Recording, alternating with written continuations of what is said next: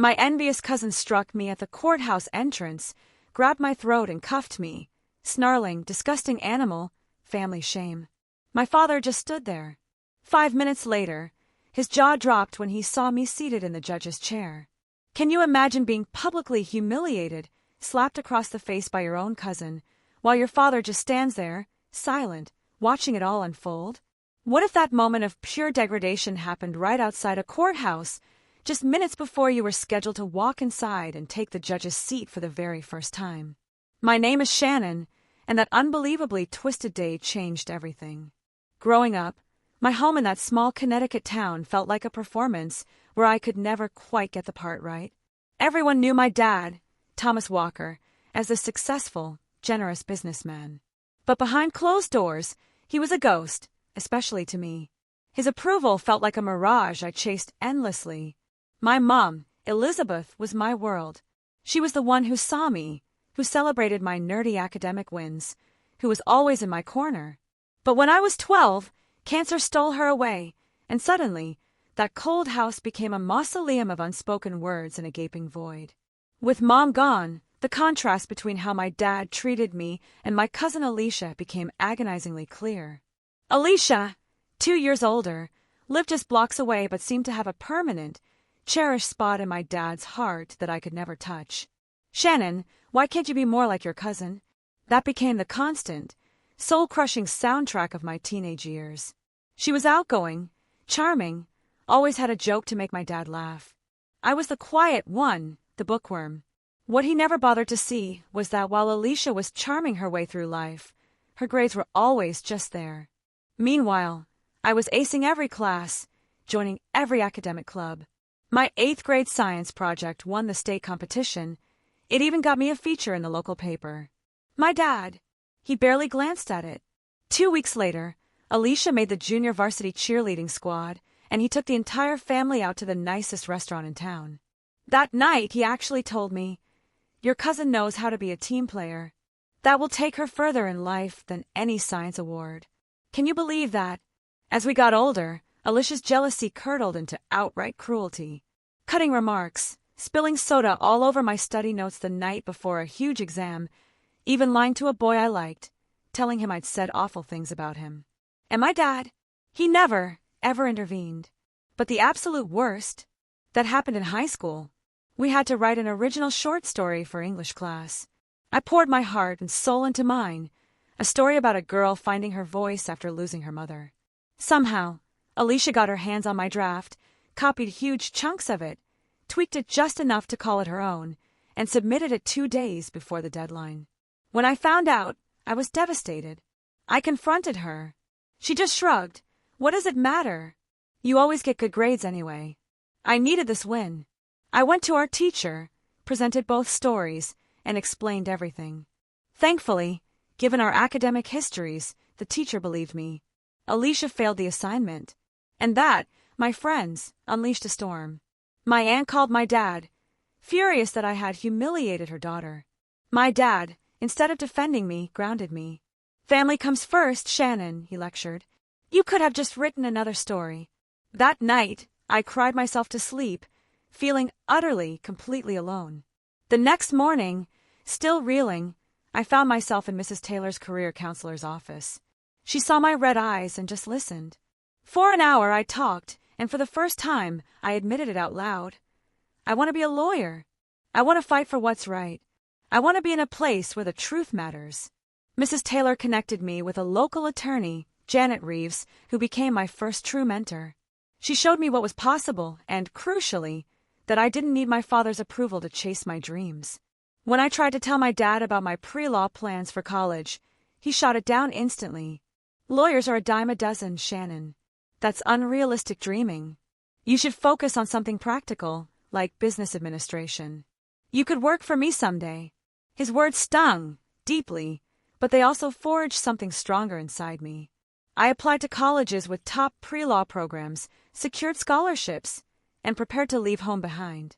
College was a strange mix of liberating and terrifying. Liberating because I was finally free from my dad's disapproving glances and Alicia's constant undermining. Terrifying because I was financially on my own. While most of my classmates got parental support, I worked 3 part-time jobs just to get by. Library assistant, waitress, tutor. Sleep was a luxury, but I was determined to succeed without ever asking him for help. I maintained a 3.9 GPA and landed an internship at the district attorney's office during my junior year. I called home, excited to share the news. "That's nice, Shannon," he said, distracted. "Did you hear Alicia got promoted at the mall? She's an assistant manager now." Every single conversation was the same. My achievements minimized, Alicia's ordinary life development celebrated. Slowly, I stopped calling home. He rarely called me. Meanwhile, Alicia had dropped out of community college after 1 semester, claiming it wasn't for her. But that didn't hurt her standing with my dad or aunt one bit. They still praised her street smarts and people skills, showering her with emotional and financial support. He co-signed her car loan. When my winter boots got holes in them, he told me to budget better. That painful contrast pushed me to build my own support network. I found friends who shared my ambitions, my values. And then there was Julia. We met senior year, debate partners in a constitutional law seminar. She was brilliant, hilarious, fiercely loyal.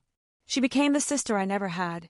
Julia was the first person I told when I got accepted into 3 law schools with a substantial scholarship. She celebrated with me, buying champagne she couldn't afford. When I called my father with the news, he sounded annoyed. "Law school? That's at least 3 more years of not earning a real income." "Shannon, are you sure about this?" During law school, I'd send letters home, sharing stories from my classes. Most went unanswered. The few replies I got were short, impersonal, often filled with updates about Alicia that I hadn't asked for. By winter break of my second year, I decided to go home for Christmas, clutching to a desperate hope that time and distance might have healed some of those old wounds. "Don't expect too much," Julia warned me. "People don't change overnight." She was right. The holiday gathering at my aunt's house was a disaster. Alicia, now a salon receptionist, dominated the room with exaggerated stories about celebrity clients. When relatives asked about my studies, she'd immediately cut in with some dramatic tale about a customer who'd supposedly left her a $100 tip. Later that evening, I overheard her in the kitchen, talking to our cousin William. "Shannon thinks she's so special with her fancy law school," she sneered. "But did you know she had to take out massive loans? She'll be in debt forever. Plus, I heard she's barely passing her classes." Neither of those things was true. My scholarship covered most of my tuition, and I was in the top 10% of my class. I confronted her. She just laughed it off as a joke. But the damage was done. William looked at me differently for the rest of the night. The final straw came when my dad pulled me aside before I left. "Alicia mentioned you've been struggling in school," he said, his voice flat. "You know, there's no shame in coming home and taking a more practical path." I was stunned. "Dad, I'm not struggling. I'm excelling. Why would you believe her over even asking me?" He just shrugged. "Alicia's always been straightforward. You tend to exaggerate your accomplishments." I left that night, checked into a hotel, and the next morning, drove back to campus 2 days earlier than planned. On that long, silent drive, I made a decision. I would create distance.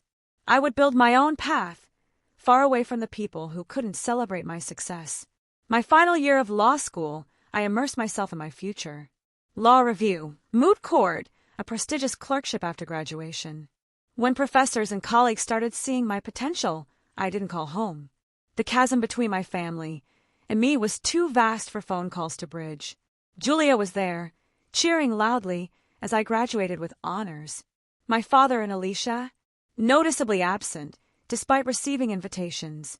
That night, celebrating with Julia and my new friends, I realized I had created a new family, one built on mutual respect and genuine support. Julia whispered, "They're missing out, not you. We're your family now." She was right, of course, but you know how it is. A small part of you, deep down, still craves that parental approval. My early career as a public defender was grueling but deeply fulfilling. Long hours, modest pay, immense emotional toll. But for the first time, I felt exactly where I needed to be, fighting for those who couldn't fight for themselves. I quickly built a reputation for thoroughness and ethics. Judges noticed. Prosecutors respected my arguments. Senior attorneys started giving me more complex cases. One of those cases brought me to Judge Eleanor Thompson's courtroom. She was formidable, sharp, with zero patience for unprepared lawyers. After I successfully argued a difficult motion, she asked me to stay. "You have potential, counselor," she said, peering over her glasses. "Ever considered aiming for the bench?" "The bench? Me a judge?" "Yes, that is generally what the bench refers to in legal circles," she replied dryly. "This county needs more judges who understand what it's like to represent the disadvantaged." That conversation lit a spark. Judge Thompson became another incredible mentor, guiding me, helping me raise my profile. One high-profile case, where I exposed an employer who'd framed my client, even made local headlines. News of my professional successes eventually trickled back to my hometown. I heard from an old teacher that Alicia had grown increasingly resentful. While I was building a career, she was cycling through jobs, never staying anywhere for long. After 5 years of minimal contact, I decided to try reconnecting with my father. Time, I thought, might have softened things. I called and suggested dinner during an upcoming legal conference in Connecticut. The restaurant was upscale, the conversation painfully awkward. He looked older, tired. We exchanged stilted pleasantries before. Inevitably, he brought up Alicia. "Your cousin has been going through a rough patch," he sighed, swirling his scotch. "Lost another job last month. Not her fault, of course.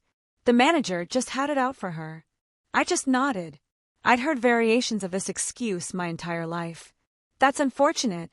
What are her plans now?" He sighed again. "She's had some legal troubles, too. Nothing serious. A couple of DUIs, a misunderstanding about some merchandise at her last retail job." Translation: Alicia had been caught stealing from her employer. The familiar pattern of excuses and minimization was exactly as I remembered it. "I'm sorry to hear that," I said carefully. "If she needs legal advice, I could recommend some good attorneys in the area." My father's expression hardened. "We don't need your charity, Shannon. Alicia will figure things out. She always does." The dinner ended shortly after. It was clear. Some relationships simply couldn't be repaired. We were strangers, bound only by DNA and a painful history. A year later, I was shortlisted for a judicial appointment. At 30, I would be among the youngest in the state. The vetting process was intense. 2 weeks before the final decision, an anonymous complaint landed on the committee's desk, questioning my character, alleging unethical behavior, manipulating evidence. It was full of suspiciously detailed personal information. I had little doubt about the source. The timing, the details, the blatant attempt to derail my career, it all pointed to Alicia. But my record spoke for itself. Colleagues, even former opponents, vouched for my integrity. Judge Thompson wrote a powerful letter of support. The committee investigated, found the claims baseless, and I was appointed to the bench. Shaken, yes, but more determined than ever. The official announcement came on a crisp autumn morning. At 31, I became the youngest judge in our county's history. The local paper ran a front-page story. Judge Thompson was the first to congratulate me, giving me a fountain pen engraved with my initials. "This was given to me when I took the bench 30 years ago," she said. "Now it's yours. Use it to sign orders that uphold justice." The courthouse staff held a small celebration. Colleagues, prosecutors, public defenders, they were all there. The chief judge welcomed me to the family. Family. The word hit me with a bittersweet pang. This should have been a moment of shared pride with the people who had known me longest. Instead, they were absent. Julia, who had driven 3 hours to surprise me, noticed my melancholy. "They're missing out, not you," she whispered, squeezing my hand. "We're your family now." She was right. Still, that tiny part of me yearned for my father's approval. 2 days later, my phone rang. A Connecticut area code. I knew it instantly. My father.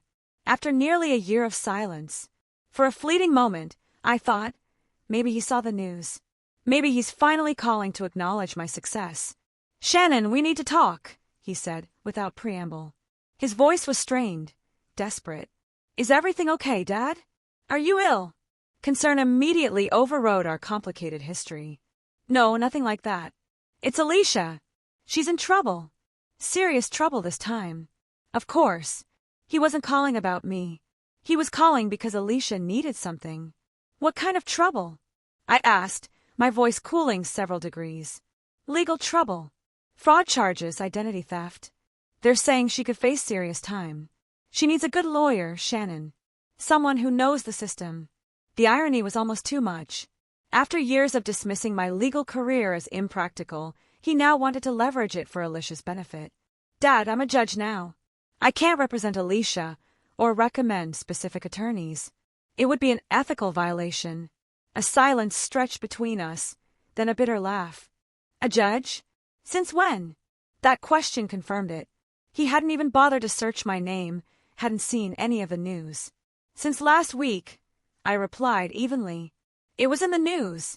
Another long pause. Well, congratulations, he said, hollowly, curtly.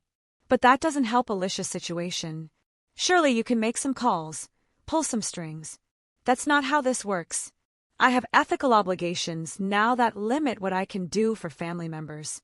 The most I can suggest is that Alicia contact the public defender's office if she can't afford private counsel. So that's it? You're abandoning your family when we need you? After everything we've done for you? The accusation was so outrageous I almost laughed. What exactly had they done for me besides undermine and dismiss me at every turn? I'm sorry you see it that way, Dad. I truly am. But I can't compromise my professional ethics, even for family. He hung up without saying goodbye. Later that evening, my phone rang again. It was Lisa Goldstein, a prosecutor I'd faced in court many times. We had a respectful, professional relationship. Her call, after hours, was unusual. Shannon, I'm sorry to bother you at home, but I thought you should know. We filed charges today against an Alicia Walker for fraud and identity theft. Given your last name, I wondered if there might be a relation. My blood ran cold. She's my cousin, I admitted, but I haven't had much contact with her in years. I see. Well, this is awkward, but part of the case involves her apparently using someone else's personal information to open credit accounts. The victim's name is Shannon Walker. She used my identity. It appears so. The accounts were opened several years ago using an old address of yours from college. The fraud was only discovered recently when the credit card companies began collection actions. The pieces clicked into place. Years ago, I'd gotten strange calls from debt collectors about accounts I never opened, dismissed them as scams. Now I understood. Her arraignment is scheduled for next Tuesday in county court. Given the personal connection, I wanted to give you a heads up so you can make sure you're not assigned to the case. Thank you, Lisa. I appreciate the courtesy. After hanging up, I sat in stunned silence. Alicia hadn't just tried to sabotage my career with false accusations. She had actually stolen my identity years earlier. The depth of her resentment, her calculated malice, was even greater than I'd ever imagined. I was faced with a difficult decision. As a family member of the victim, I should attend the arraignment to make a statement. As a newly appointed judge, I needed professional distance. And as someone who had spent years trying to break free from toxic dynamics, I questioned if I should involve myself at all. After a sleepless night, I decided to attend. Not as a judge, but as a family member. Despite everything, she was my cousin.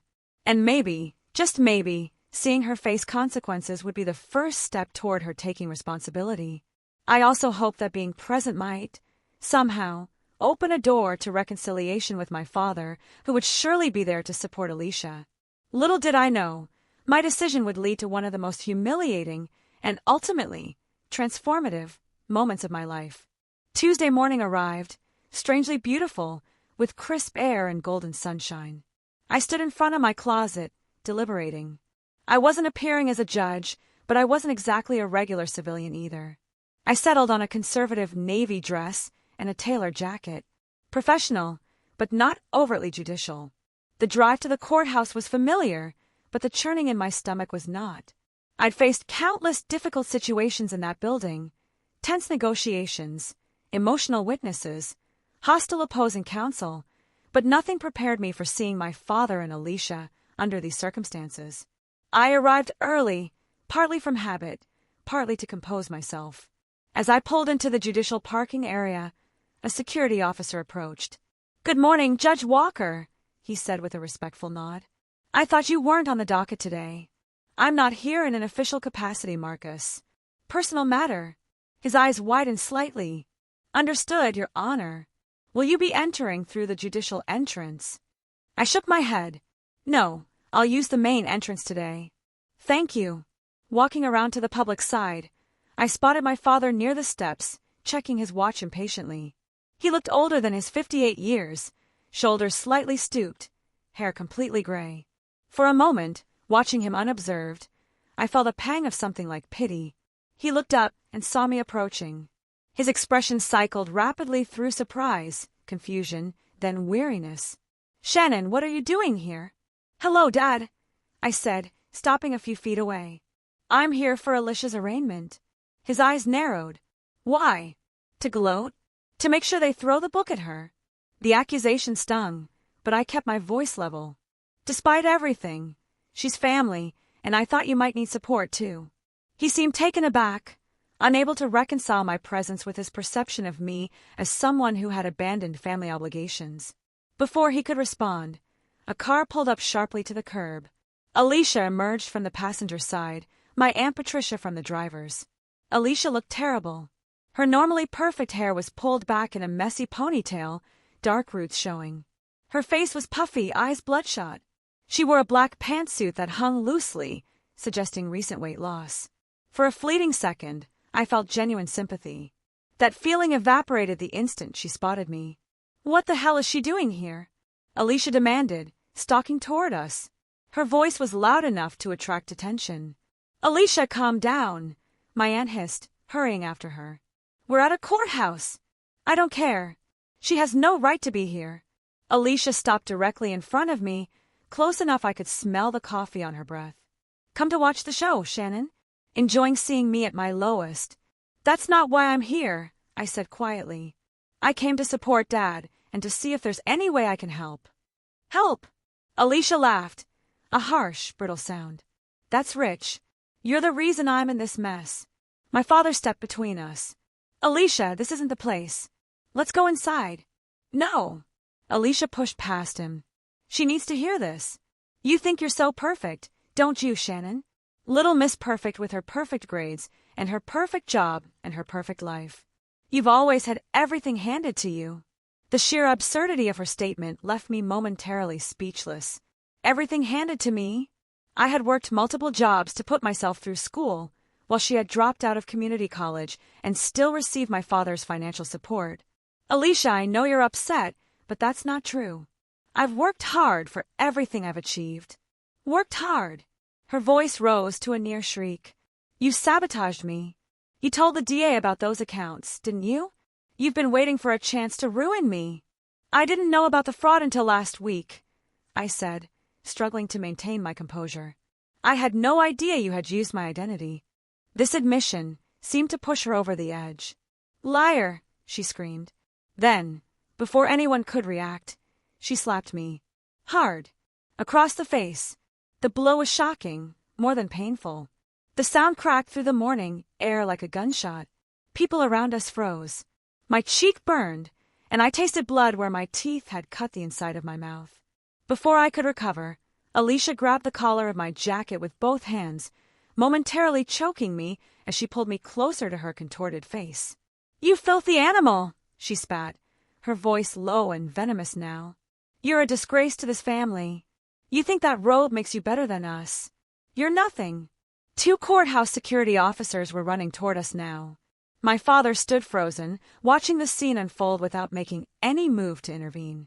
My aunt was pulling ineffectually at Alicia's arm, pleading with her to stop. The officers separated us, one gently moving me back while the other restrained Alicia. Is everyone all right? The first officer asked, looking at me with concern.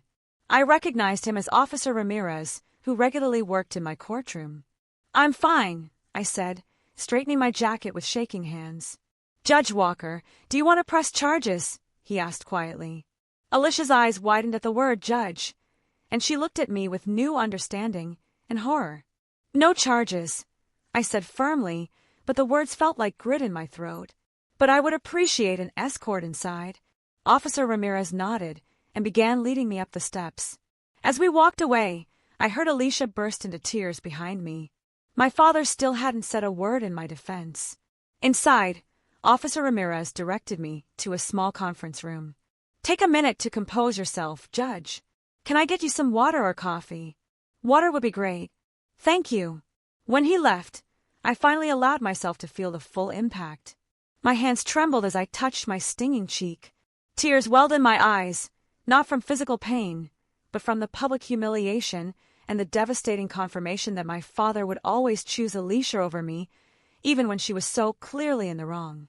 I had harbored a small, foolish hope that attending today might lead to some form of reconciliation.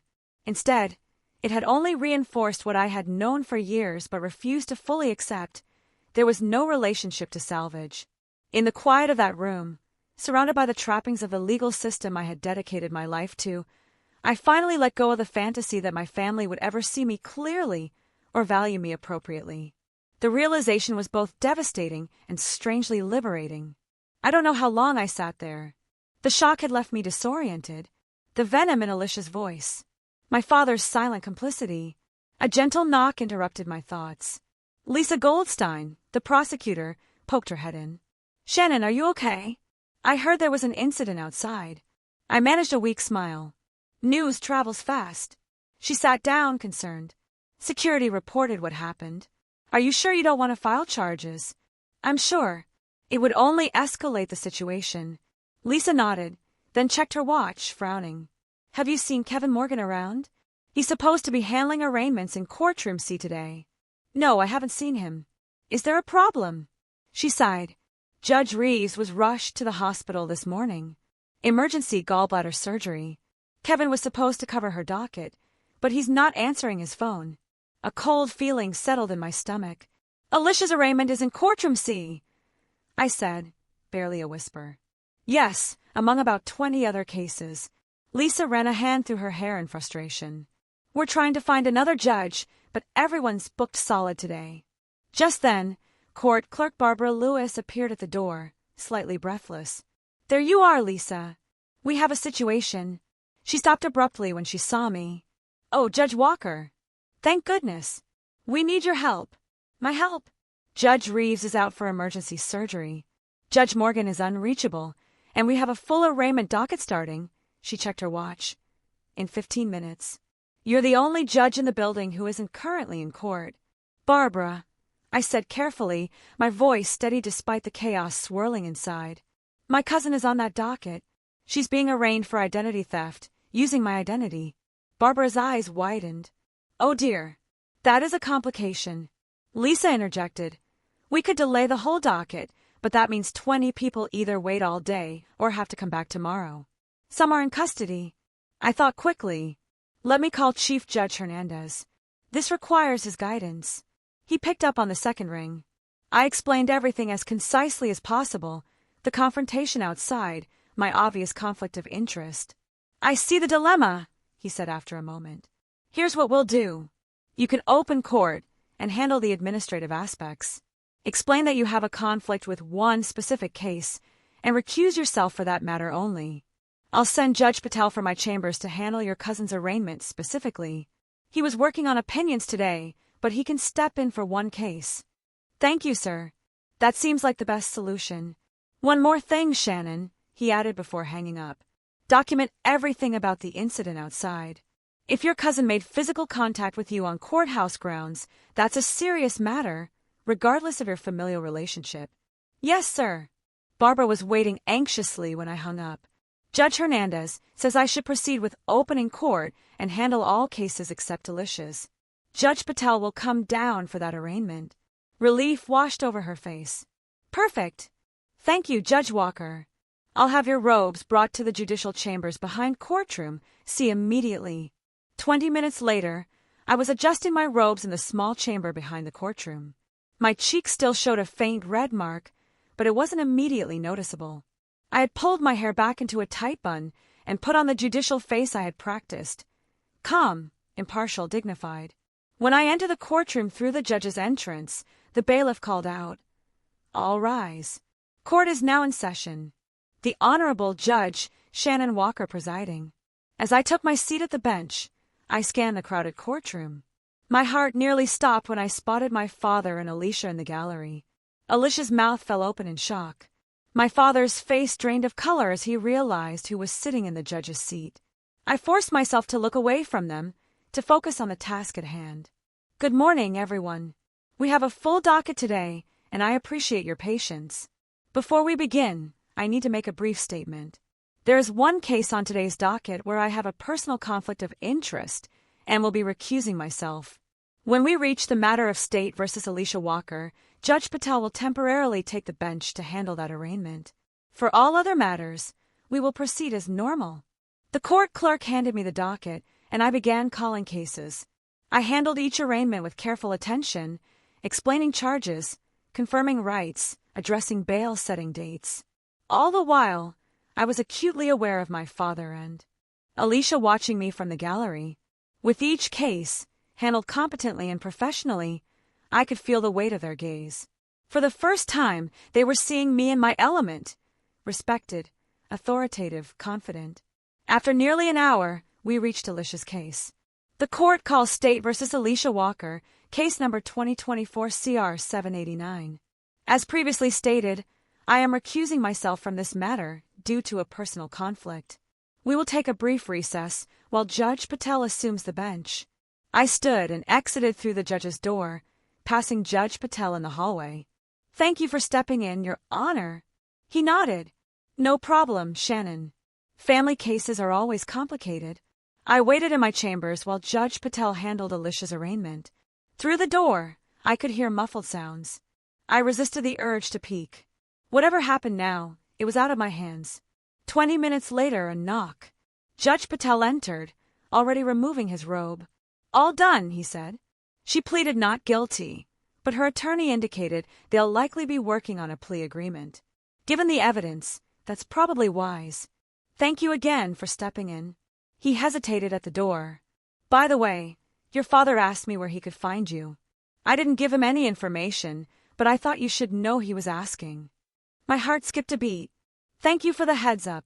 After Judge Patel left, I returned to the courtroom to finish the remaining cases.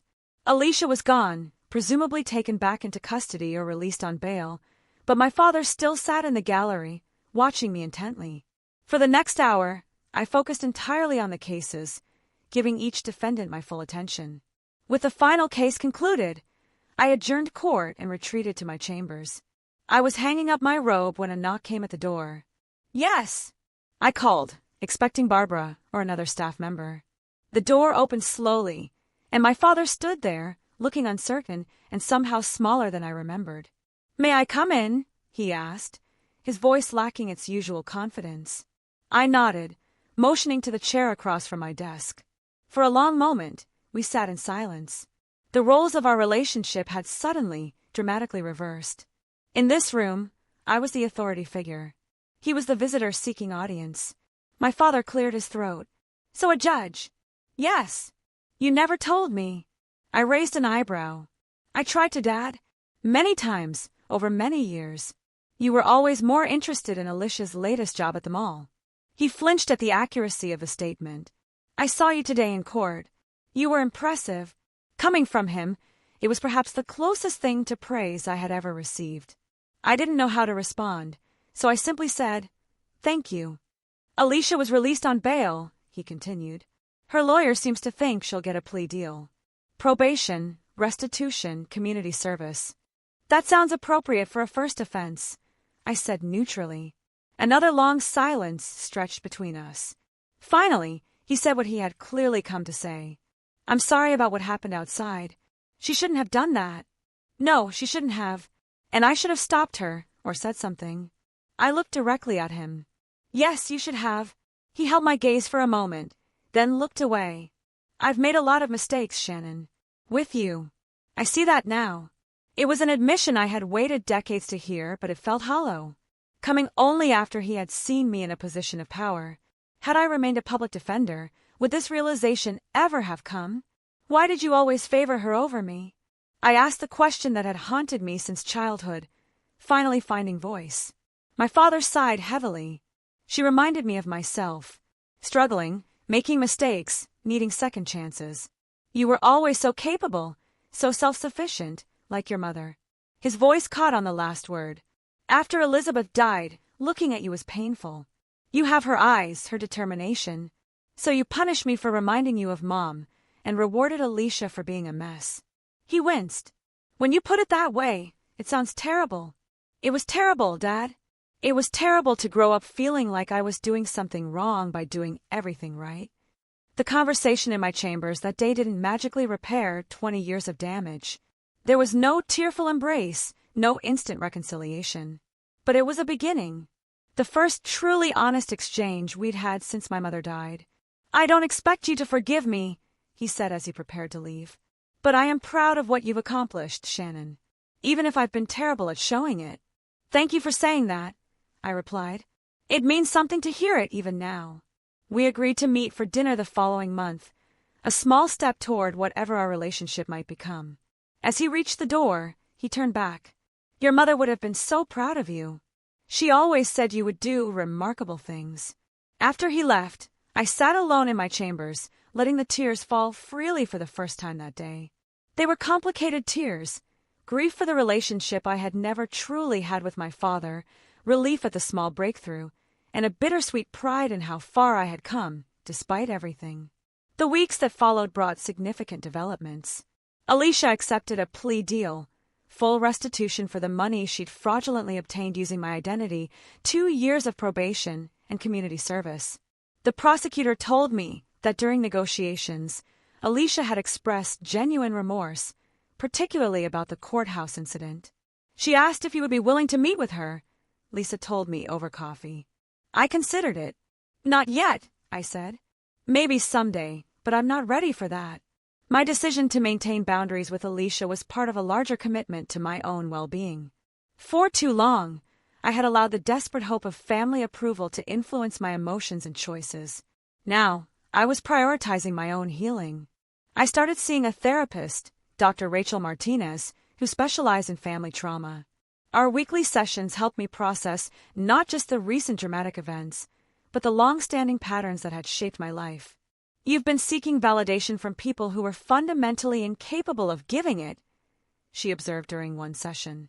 That's not a reflection on your worth, but on their limitations. My support network proved invaluable. Julia visited frequently, bringing home-cooked meals and providing that unconditional friendship that had sustained me for years. My colleagues on the bench checked in regularly, offering professional guidance and personal support. Judge Thompson, my original mentor, took me to lunch shortly after news of a courthouse incident circulated. I heard you handled yourself with remarkable dignity, she said. Not everyone could maintain judicial composure after being assaulted by a family member. I didn't feel very dignified in the moment, I admitted. That's the secret of the robe, she said with a knowing smile. It's not about how you feel. It's about how you conduct yourself despite how you feel. 6 months after the courthouse confrontation, I met my father for dinner. These monthly meetings had become a tentative new tradition, each one slightly less awkward than the last. Alicia has been doing well in her therapy, he mentioned as we waited for dessert. She's holding down a job at the library, staying sober. That's good to hear, I said sincerely. While I wasn't ready to reconnect with Alicia, I didn't wish her ill. How are things with you? I asked. Better. He hesitated, then added, I've been seeing someone. A grief counselor. Should have done it 20 years ago after your mother died. This surprised me. My father had always dismissed therapy as paying strangers to listen to your problems. What changed your mind? I asked. You, he said simply. Seeing you that day in court, you were so composed, so strong, even after everything that happened. It made me realize how much I've missed by holding on to the past. It wasn't a perfect relationship, too much water under the bridge for that.